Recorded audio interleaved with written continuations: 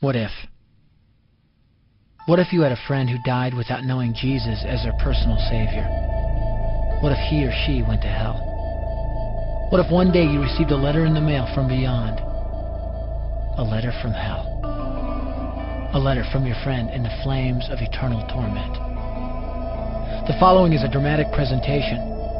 It was written by a fictitious high school student named Josh to a friend named Zach.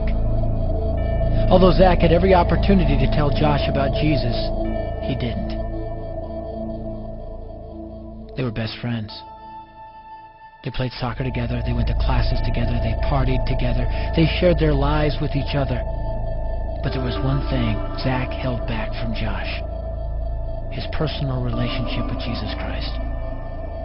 The rest of the story is simple and sad. A few too many beers, a tragic drive home, a crash, a death, a funeral, a letter.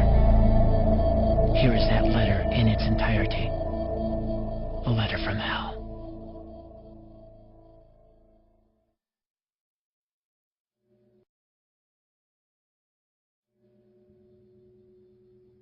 Dear Zach, I died today. It's a lot different than I expected.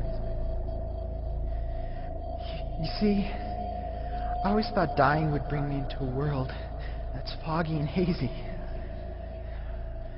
But this place is crystal clear. It's even more real than my life on Earth. I can think. I can talk. I can even feel. Right after the wreck, I could feel my spirit leaving my body. It was the weirdest thing, Zach. I thought I heard you screaming out to me, man. I must have been just imagining things. At first, I was just standing in line, getting registered, I guess. They asked me for my name and began to look in this thing they called the Book of Life. I guess they couldn't find it, though, because this huge angel standing next to me grabbed me by the arm and started dragging me away. I was terrified. I had no idea what was going on. I asked the angel where he was taking me, but he didn't answer. So I asked him again. Finally, he told me that only those whose names were written in the Book of Life could enter into heaven. And the rest would be condemned to hell forever. Man, I was scared. The angel threw me into some kind of holding cell where I've been sitting and thinking for a long, long time. Do you want to know what I've been thinking about? I've been thinking about you. Zach, you're a Christian. You told me so yourself. I mean, we talked about it 3 different times today. Kelly brought it up, and you laughed it off.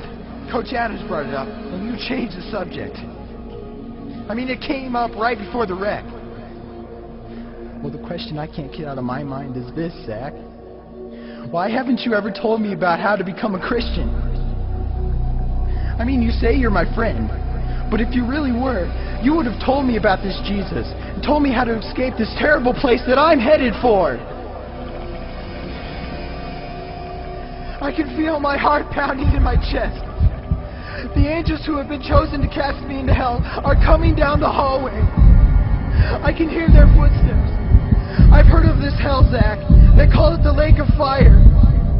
I can't stand it, Zach. I'm terrified. No, the angels are at the door. Oh, no. No! They're coming in, and they're pointing at me. They're grabbing me and carrying me out of the room. I can already smell the burning sulfur and brimstone. I can see the edge of the cliff where hell burns. This is it. I am without hope. We're coming closer. Closer. Closer. My heart is bursting with fear. They're holding me over the flames. I'm damned forever. This is it. They have thrown me in. Fire. Pain. Hell. Why, Zach? Why didn't you ever tell me about Jesus?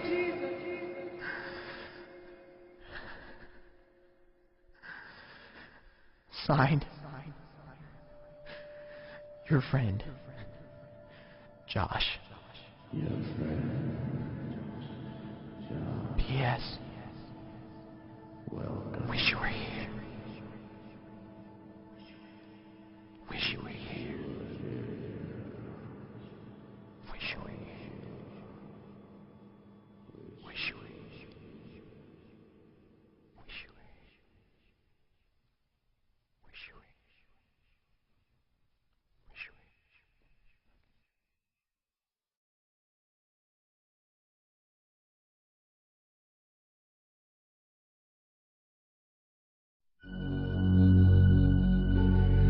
Don't bother me. Don't bother me with souls to save. I have my own agenda. There's school to do, sports to play, important stuff to attend to. Don't bother me with my friend at work. He's got his own religion. I don't have time to change his mind. He'll make his own decision. Don't bother me with that little girl, the girl playing in the street. She's much too young to understand that the Savior she can meet.